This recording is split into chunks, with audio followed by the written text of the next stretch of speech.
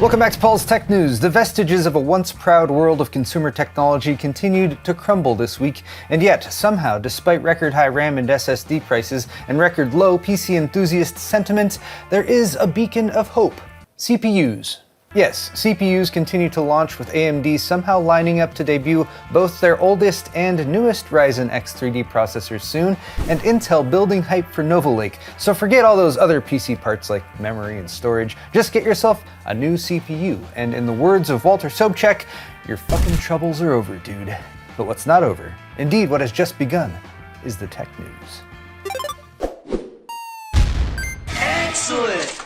Today's video is brought to you by Corsair's refurbished and Revival series gaming PCs. Professionally restored, performance-ready systems available for up to 40% off the new retail price. Refurbished systems only come in excellent condition and will look and feel brand new, while the Revival series offers more savings by using Grade A and Grade B products that may have minor physical blemishes. But both lineups are rigorously tested to ensure functionality and reliability for daily use, and come with a minimum 90-day warranty. A portion of each sale is donated to the Sailors for the Sea and Veritree charities as well, so if you're looking for a new PC with a healthy discount, click the Corsair Refurbished and Revival series sponsor link in the video description. Let's start with the 5800X3D. Rumor has it, and this rumor comes from HXL, who's generally a pretty solid source, that AMD is bringing their trusty warhorse back for another round. Undoubtedly the best AM4 CPU for gaming, many have lamented that the 5800X3D was ever discontinued, as well as its slightly downclocked 8-core counterpart, the 5700X3D, particularly in the past 6 months or so as RAM prices spiked and DDR4 builds became a slightly less expensive alternative. But before we congratulate AMD for once again becoming the hero of budget gamers, let's consider the details surrounding the 5800X3D's resurrection. It is still a rumor without official confirmation from AMD, started with this image that HXL posted Thursday that appears to be from an AMD slide deck, listing the 5800X3D's specs with an AM4 10th Anniversary Edition logo. The leaker said there are no spec changes, and then followed up with a picture of the supposed box on Friday. So, seems legit. I'd say it's likely true, but that's really all we have until AMD makes a statement. All else is inferred. Now, some AMD CPUs are region-specific, but the Chinese slide and the English language retail box could mean a global relaunch. Celebrating AM4 socket longevity is something I can get behind too. I have praised AMD on many occasions for it, but a 10th anniversary relaunch doesn't necessarily mean these CPUs will suddenly be readily available for competitive prices. AMD did a similar 50th anniversary edition of the Ryzen 7 2700X back in 2019, and that launched at the same retail price as its counterpart of $329, but limited availability meant that it was generally priced higher than that, and by that point the non-special edition 2700X's price had fallen below $300, so it wasn't exactly a boon for PC building, more of a niche collector's item. The 5800X3D launched in April 2022 and had a $450 MSRP. If AMD went with that price now, it would be a pretty hard sell versus the less expensive 7800X3D or the comparably priced 9800X3D, even with better DDR4 prices.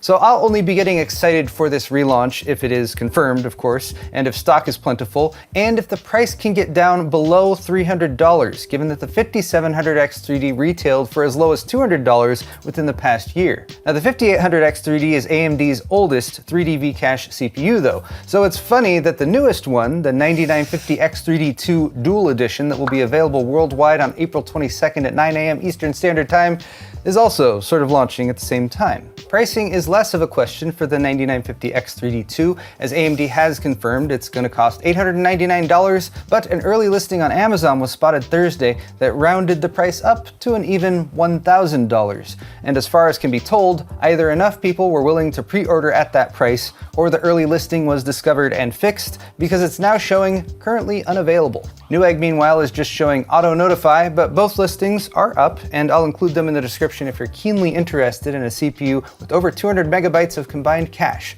But note that it's probably only going to help with productivity-type computing tasks, not gaming, as AMD has noticeably not focused on gaming in their press materials so far. If gaming is your focus, a 9800X3D or 9950X3D without the two will probably be a more cost-effective option, especially at $900 or a cool grand for the Dual Edition.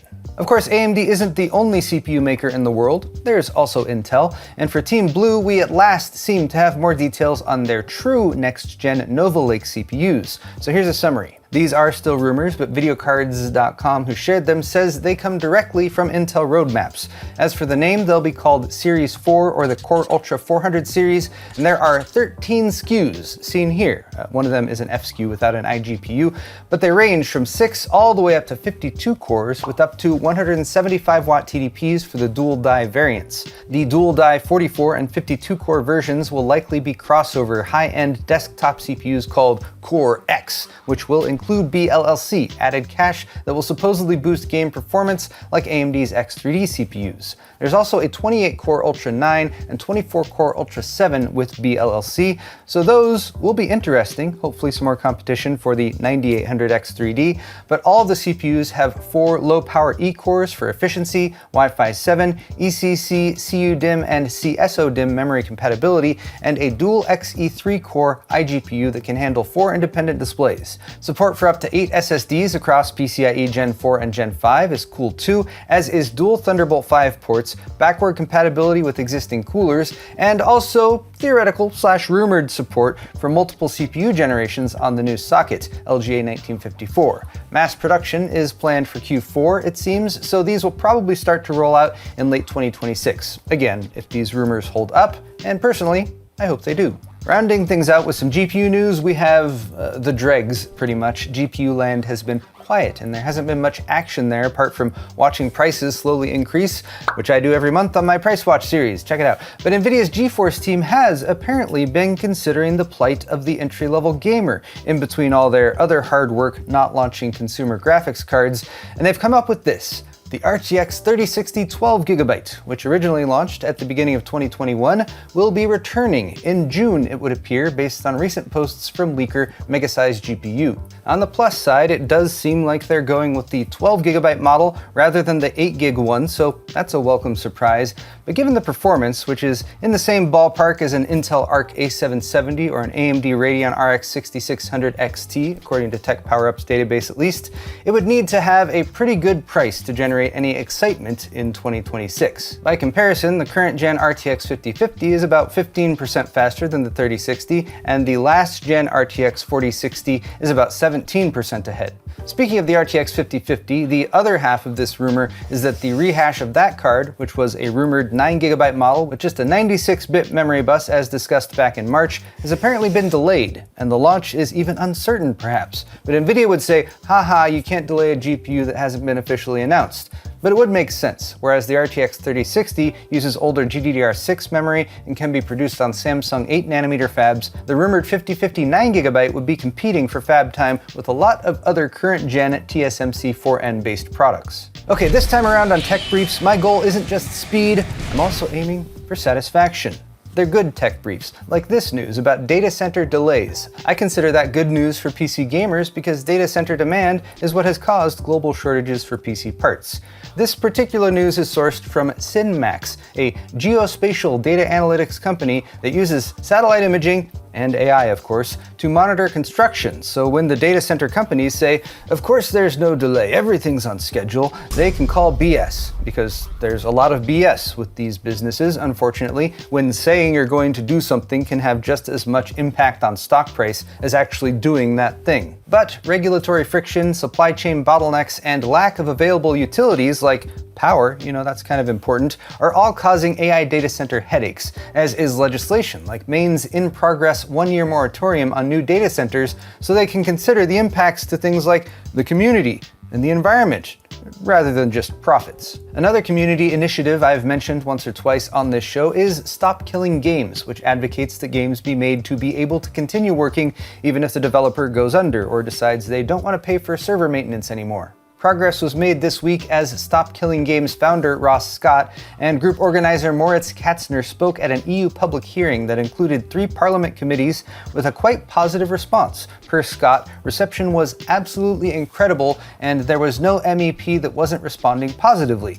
The full hearing is available to watch if you're interested, and given the looming uncertainty in the PC hardware market, I think continued access to beloved older games with less formidable system requirements is a win for the entire gaming community. community. We sincerely wish the Stop Killing Games movement continued progress. Lastly, I have even briefer techs. I was momentarily baffled by this weird M.2 adapter from JEYI. I just couldn't figure out how it was supposed to connect until I realized, oh, that's a PCIe by 4 plug, and there's an M.2 connector on the other side. Yeah, it's confusing. It's meant to lay flat on your motherboard so you can use a PCIe slot that would otherwise be tucked under a video card. Cool idea, but JEYI needs some better videos to show the installation. I also didn't complain about the 12V 2x6 power cable this week that Nvidia insists on using, so here's an honorable mention. Yet another fix to keep the connector from melting. Just add water cooling. Or so it would seem. This is actually just a picture that Madness727 posted. I don't think it's a real product that adds water cooling to a 12V 2x6 connector. Not a bad idea though. Should send that over to Thermal Grizzly. And lastly, I've been plugging my LEGO Brick Videos channel in recent weeks, and I do so now again, although there's not technically a new video over there, but I did get a new LEGO set during mail time this week, so I suppose that kind of counts. Check out the video if you missed it, and I will still link the Brick Vids channel in the description if you hadn't checked that out yet too. But there you have it guys, tech news for the week, and if you liked it, click that like button or leave me a comment down below. While you're down there, all of the articles I talked about today are linked in the video's description if you're interested, and you can check out my store at paulshardware.net for high quality merchandise, t-shirts, hoodies, beer sets, and more. We have a closeout sale going on right now. Subscribing to my channel is always a good call too. Thanks again everyone, and we'll see you next week.